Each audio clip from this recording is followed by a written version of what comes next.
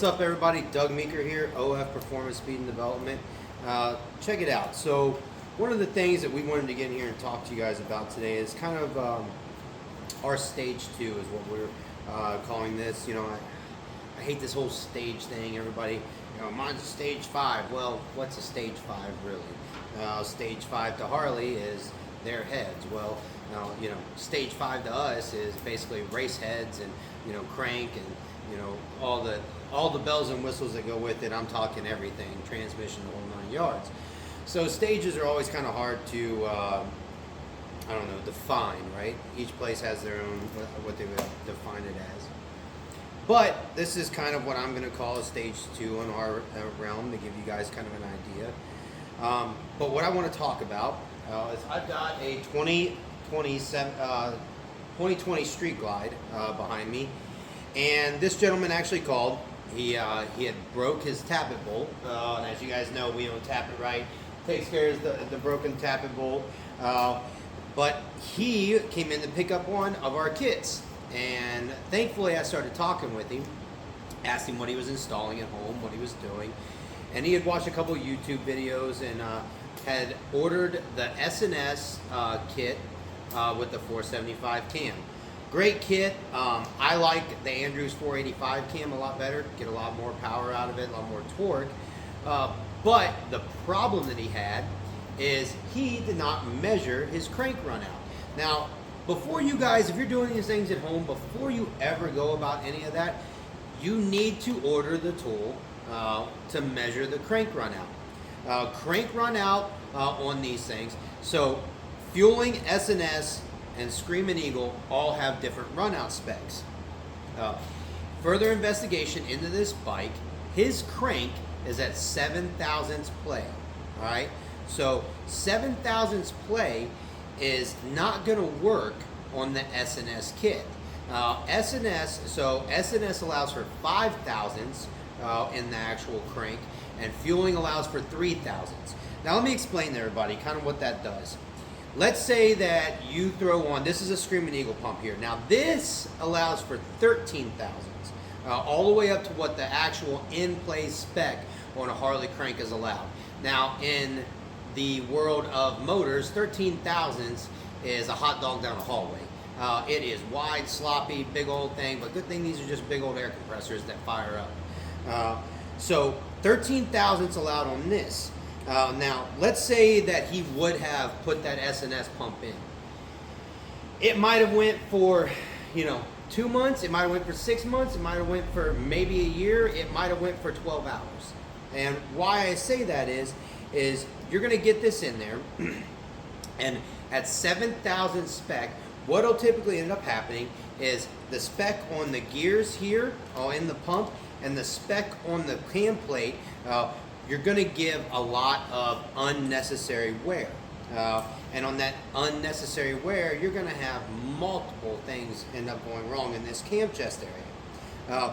So one of the big things I tell everybody, if you're going to go into a stock motor and you're going to do a cam, don't even try to use S&S or fueling.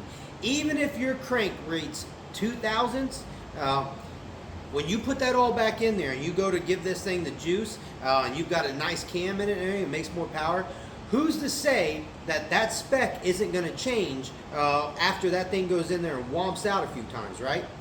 You get it, you smack it, you get it on the dyno, do some tuning, 3,000 spec on a fueling. Well, you put that in there, it cranks up another thousandths play on the crank, so now you're right at spec on the fueling. Who knows, 6 months down the road, you go race your buddy and stuff, now you push that crank out another 2 thousandths by slamming it. You just don't know. And it's not just something that we can just randomly see and check. You got to tear this whole thing down to get through that.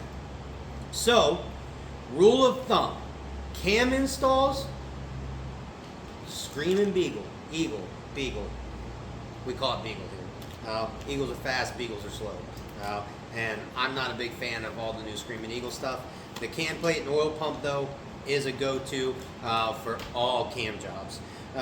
So from here on out, if anybody ever has questions about this, always go to the Screaming Eagle cam plate. So that right there is going to give you, it's going to give you safety. It's going to give you longevity. It's going to give you the whole 9 yards. Now, I like the fueling lifters, so we're actually using the fueling race series lifters here. We have for this kit, and this bad boy right here, the Andrews 485. I'm going to tell you something. This cam has been amazing.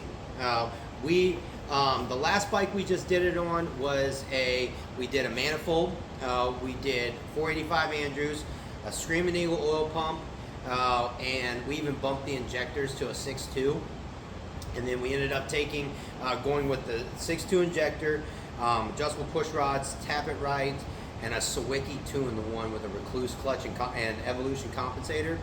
We made 130 horsepower and 140 foot-pounds of torque, dead on the nuts, with that cam install, with that pipe.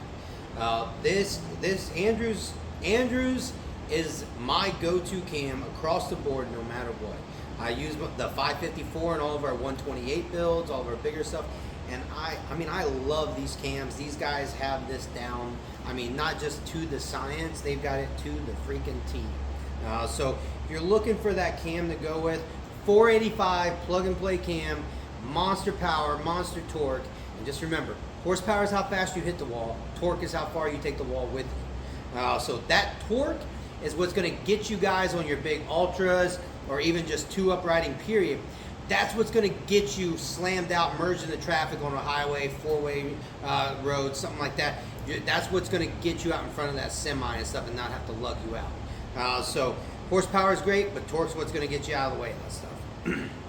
So on this bike here, we're doing Screaming Eagle adjustable push rods.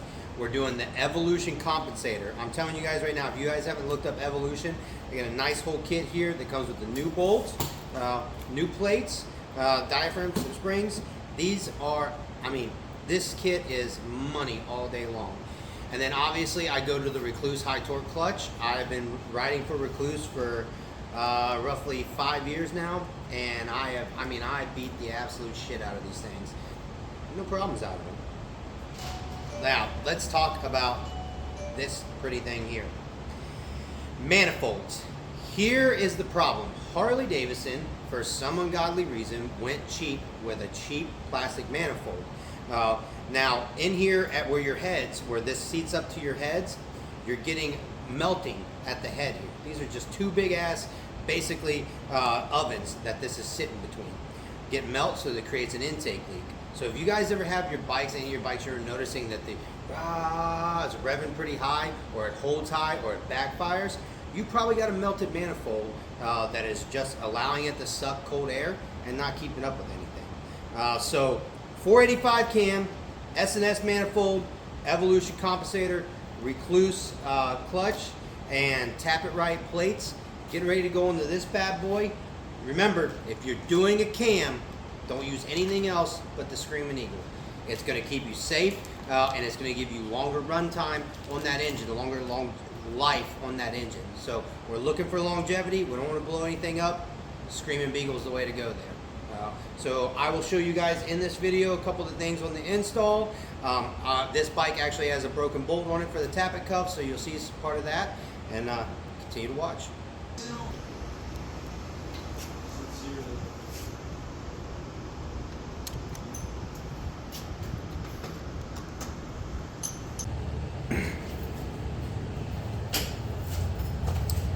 All right, guys, so this bike is the one you guys have been following us doing 485 Andrews cam into it, Screaming Eagle oil pump, S&S manifold, getting rid of that plastic manifold.